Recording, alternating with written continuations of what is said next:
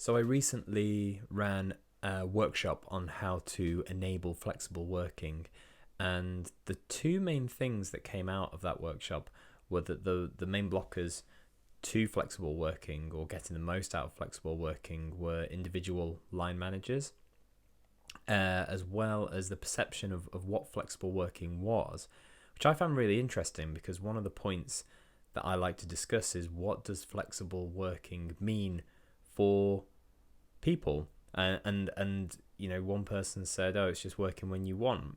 And that's great if that's, because then you've got something to debate and something to talk about. And with that workshop in particular, it was particularly interesting because some of the workforce were from office-based roles and others were from the warehouse.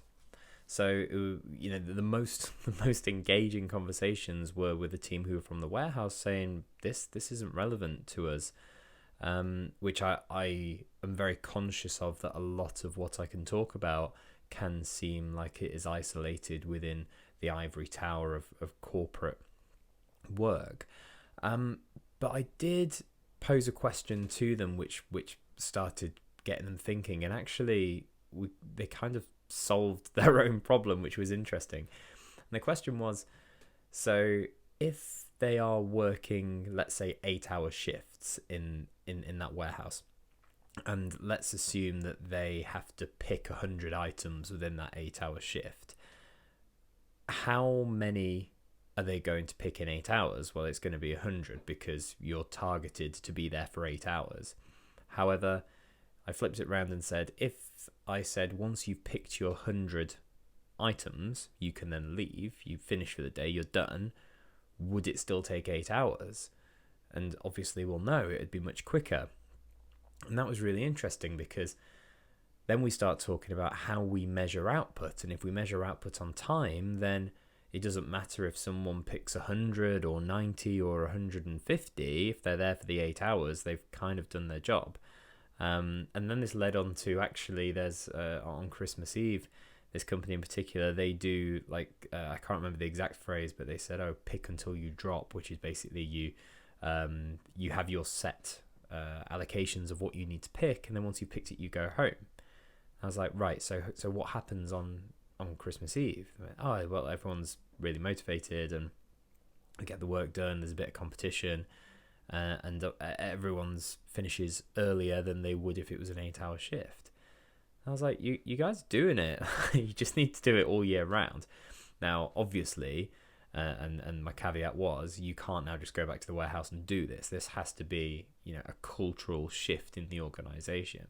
But that's what I think is really interesting, that as soon as we start thinking differently about what flexible working is and what it isn't, and this is why I'm so passionate about talking about how we need to measure output differently, and why I'm so against time in isolation being the only metric of measurement, because it's redundant, it doesn't mean anything.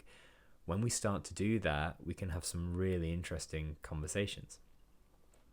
So one of the comments when I posted up about this workshop was, what's the core benefit of flexible working? And I wanted to tackle this both from the employee and the employer perspective, because from the employee, it's an increased sense of worth. It feels like the company trusts me. I'm motivated to do my job, because we're all adults, right? We all actually want to do a decent job at work, and if we're empowered to make that happen, we're going to go the extra mile. And just a general increase to well-being and less time off sick. And this isn't just me reeling stuff off. There's so much research and statistics to back this up.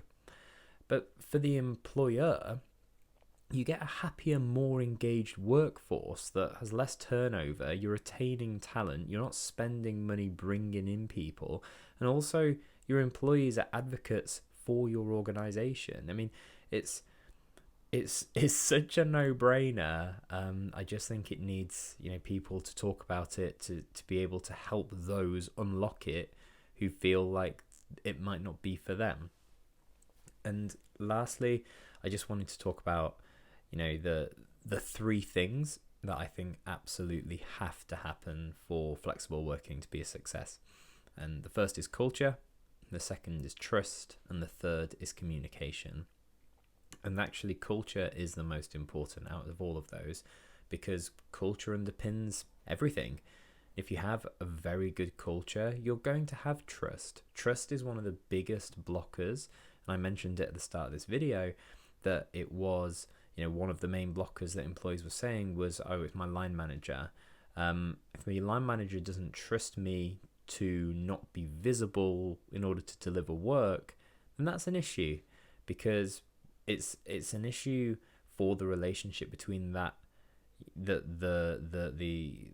team member and the manager, but also for the manager themselves, because as you grow and manage teams remotely in different geographies or different countries, different continents, you can't be there. So you have to be able to be comfortable with managing people who aren't physically in front of you. But that's why I say if you get the culture right, then the trust should naturally take care of itself. And by the way, with trust, I hear a lot of people talk about, oh, trust is earned. I actually give it away. I start at 100% trust, and then it gets eroded over time, as opposed to I'm starting at 0 or even starting at 50. I think if I've brought someone in, then that's on me. If I've done a bad job of bringing the wrong person in, then that's on me. Let's not just tar everyone with the same brush. So I it's just how I like to work as a human. I'm a very open person. I'd rather start with trust at 100%, and if that expectation isn't met, then I'll deal with that. So trust being the second, and then communication. And again, if you get the culture and the trust right, the communication is a natural thing. But I think particularly when starting out on a journey of flexibility, particularly if that flexibility involves remote working or working from home, which, let's be honest, is a large part of what we're talking about within the umbrella term of flexible working, then communication is absolutely key for that to succeed.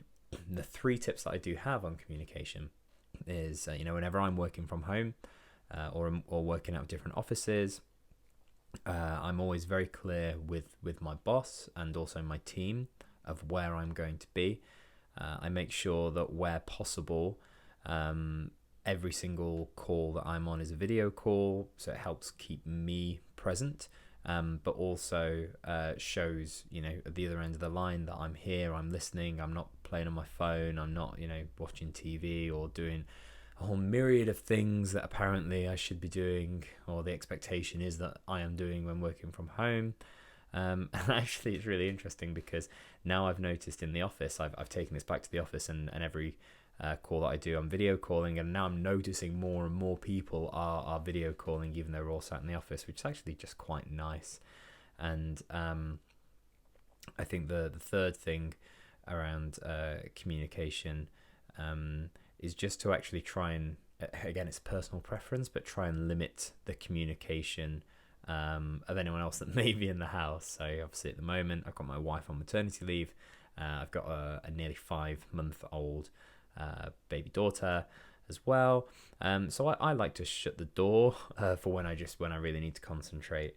But at the same time, if I've got a free half-hour meeting, I might go downstairs and have a coffee and talk to them, because work's fluid, right? Work doesn't sit between 9 to 5. That if we start talking about that now, this video is going to be an hour long. But hopefully that gives some context. Cheers.